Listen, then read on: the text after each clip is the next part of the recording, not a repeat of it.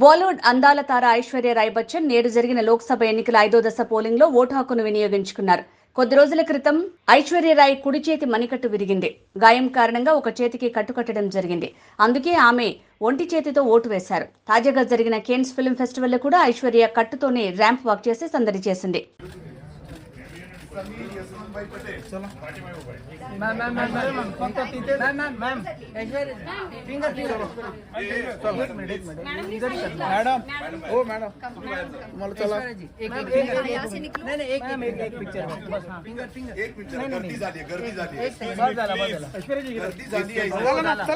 madam जी रुको रुको रुको मैडम जी रुको रुको रुको रुको मैडम जी एक मिनट थामा ओ मैडम एक मिनट थामा